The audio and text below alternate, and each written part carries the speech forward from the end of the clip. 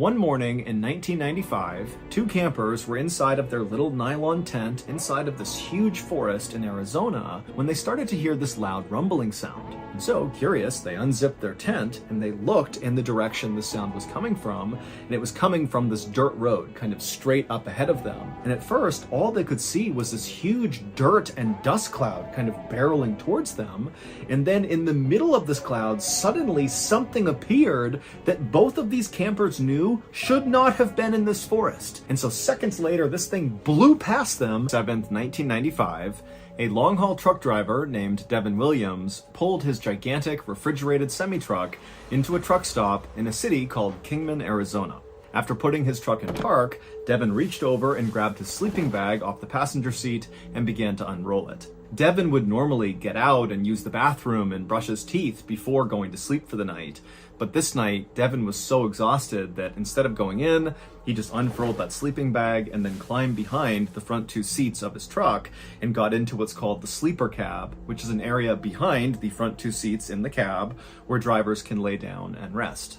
Devin had been on the road for the last 4 days, basically non-stop, and all he wanted to do was just finish the stupid route and get back home to his wife, Mary Lou, and their 3 kids in the tiny town of Americus in Kansas. Devin hated being away from his family for long periods of time, which unfortunately was part of his job, being a long-haul truck driver.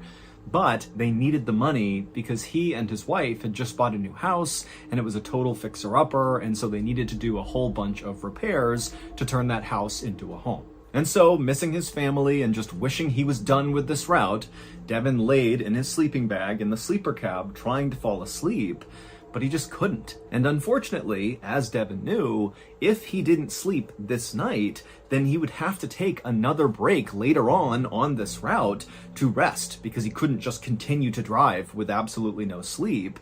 And so taking an additional break that he was not prepping for could affect his ability to get home on time.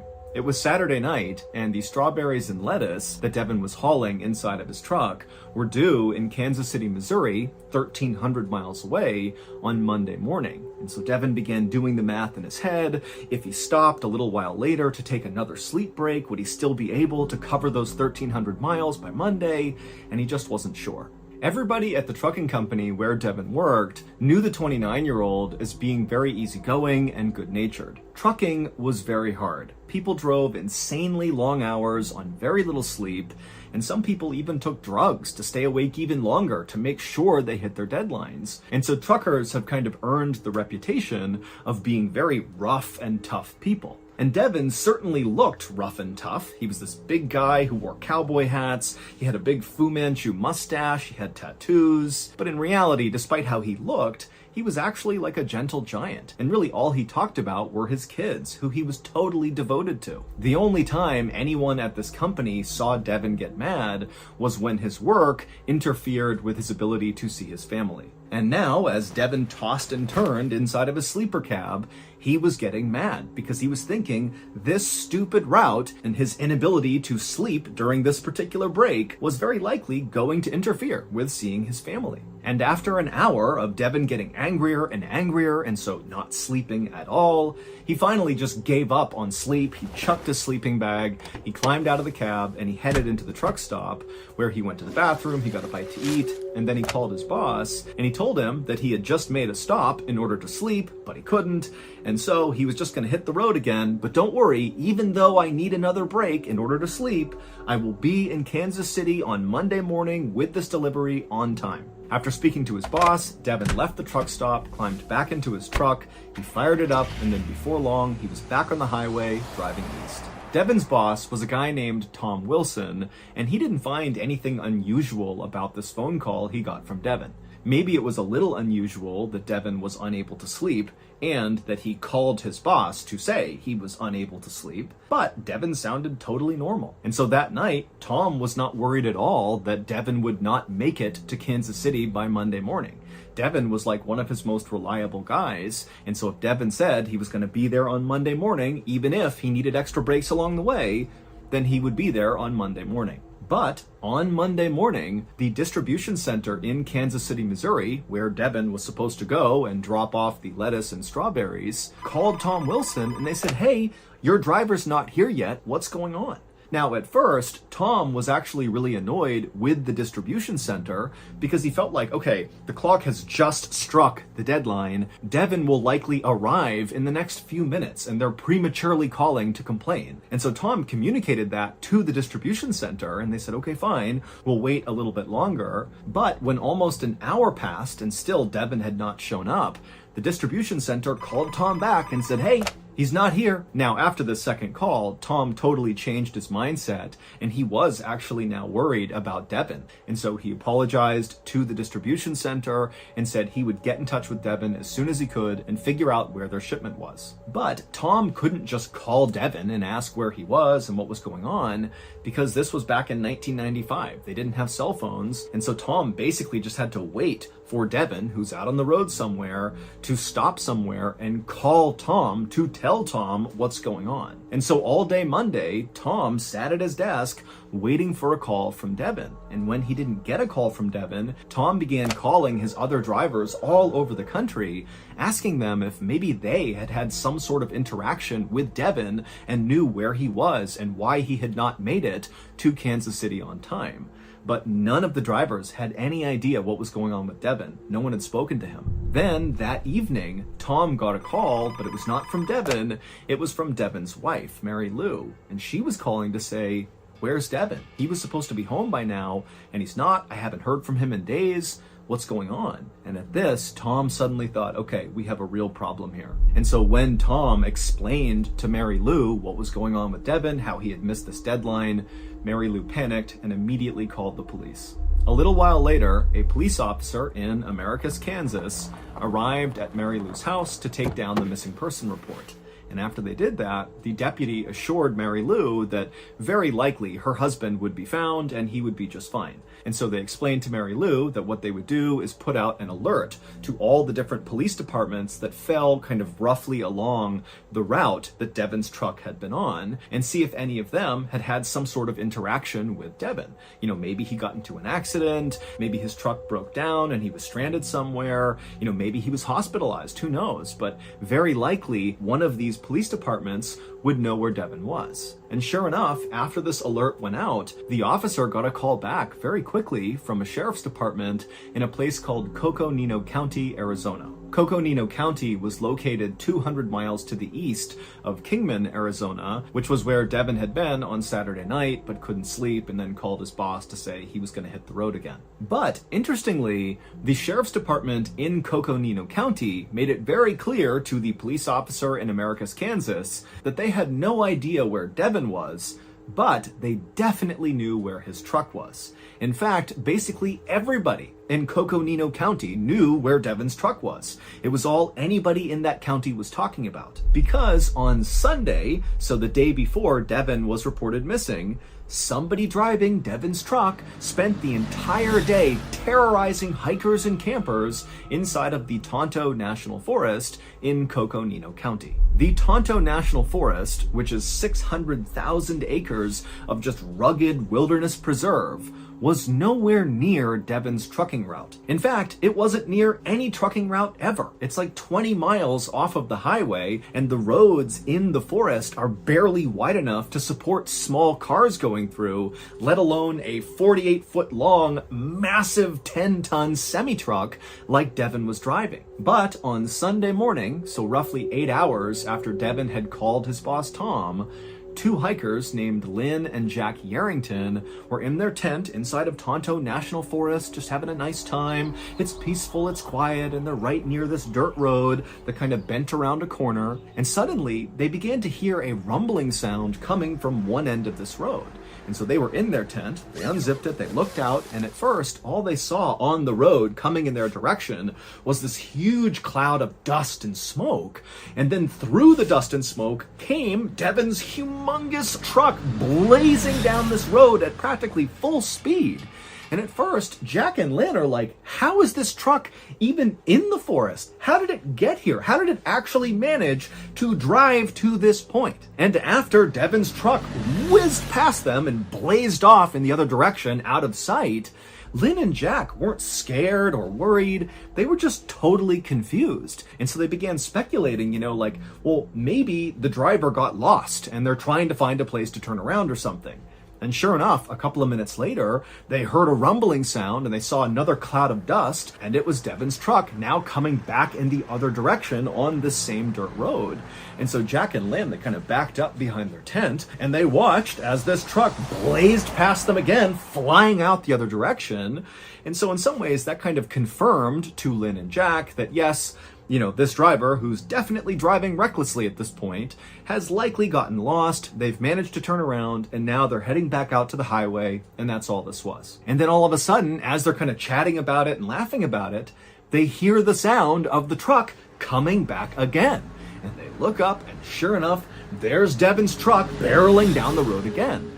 Except this time, Jack and Lynn, they looked where Devin's truck was going, and they saw there was a small sedan coming up the road in the opposite direction. So Devin and the sedan are going to collide, and because this road was actually on a turn, the driver of the sedan couldn't actually see the truck, and the driver of the truck, whether it was Devin or somebody else, couldn't see the sedan. And so both drivers are driving towards each other without realizing it, and so Jack and Lynn, they jump up, they begin screaming and yelling at the driver of the truck to slow down, but the truck didn't slow down. It just continued coming down the road, and the sedan driver, he saw Jack and Lynn flailing their arms and trying to get somebody to stop on the road, and so sensing there was another car, the sedan came to a full stop, and then right in front of them, they saw this truck come barreling around the road, and so the sedan began backing up wildly, trying to get out of the way of this huge truck, and then finally, the driver of the sedan just cut the wheel and peeled off the side of the road into the brush, and right as they did, the truck, which had not slowed down at all, even though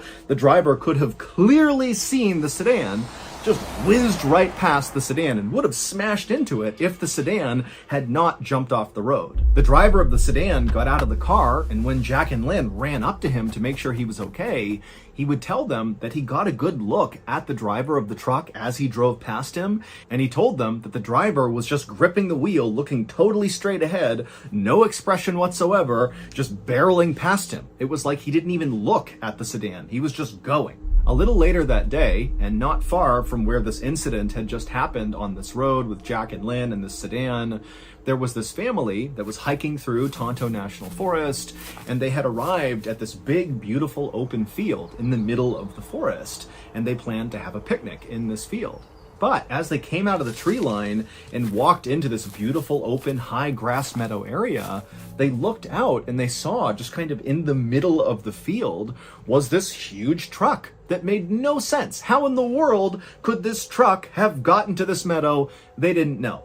But they clearly saw there's a truck, and the father of the family, he saw there was a man standing next to this truck, just kind of looking away from them off at the mountains in the distance. And so this family kind of assumed that the driver of this truck had somehow gotten into this meadow and maybe their truck was stuck, and so now they need help. And so the father told his family to stay put for a second, and then he, on his own, walked across the meadow towards this truck. And as the father got closer, he did see that very clearly the truck was stuck in the mud. And so this driver very likely is stranded. And so as he got close enough, the father yelled out to this guy and said, "Hey, do you need some help? We can go back and call someone, what can we do for you?" But the man who was standing outside of the truck didn't even turn around to talk to this father. He just kept standing there motionless, looking off into the distance. And so the father made it about 5 or 6 feet away from this guy, and the father just stopped and very clearly said, "Hey, I'm talking to you. Do you need help?" And at this point, the man who was standing next to the truck, he turned around and he looked at the father. And immediately the father kind of backed up for a second because there was something off about this guy. The guy was just kind of standing there and he was staring at the father, and he opened his mouth like he was about to speak. But instead of speaking, he just kept opening his mouth wider and wider until it was as wide as he could get it. And then he began wiggling his lower jaw back and forth as fast as he could, and then clicking his teeth simultaneously. And so the father just began backing up like there was something wrong with this guy. And right as the father was about to just turn around and leave and go protect his family from this guy, the guy stopped with his mouth, and then he just stared directly at the father and said very calmly, "I didn't do it. They did it. Now, when the father heard this, he was already so weirded out by this guy that he didn't even have any questions to follow up with. Instead, he just turned and began running back towards his family. And so, feeling very unsettled, the family, they ran back to their car, they drove back home, and they called the police about this guy and his truck. It would take a deputy from the Coconino County Sheriff's Department a little while to finally navigate their way all the way out to this meadow where this truck and this guy apparently were. And when the deputy got there, they walked out into this meadow, and sure enough, just like the father had said, there was the truck stuck in the mud. And so the deputy began walking out to the truck, expecting to see the driver, this guy who the father had said was acting totally weird. But when the deputy got up there, he found the truck was totally abandoned. There was nobody in the cab, there was nobody nearby, it was just sitting here, but it was still running. And so the deputy tried to open up the cab, but it was locked. He did look inside, and everything looked very neat and orderly. And then he went around to the back of the truck, and he opened up the back doors, and he found the refrigeration unit was still on, and inside of this truck was lots and lots of strawberries and lettuce. So the deputy really didn't know what to make of this truck in the middle of the field, combined with this report that the father gave about this guy who was standing near it, acting totally weird. And so he just checked the license plate of the truck, and he ran it against his database to see if there were any matching reports of missing trucks or missing truck drivers, but there weren't any. Because remember, this is on Sunday this is happening, and it wasn't until the next day, Monday, that Devin was reported missing, and his truck was added to a list of missing trucks and missing truck drivers. And so the Coconino County deputy just called a towing company who came out and hauled Devin's truck out of the forest.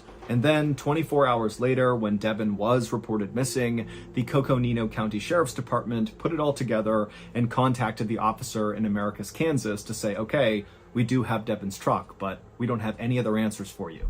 The behavior of the man who was driving Devin's truck through Tonto National Forest was so insanely out of character for someone like Devin that it seemed totally impossible that Devin could have done this.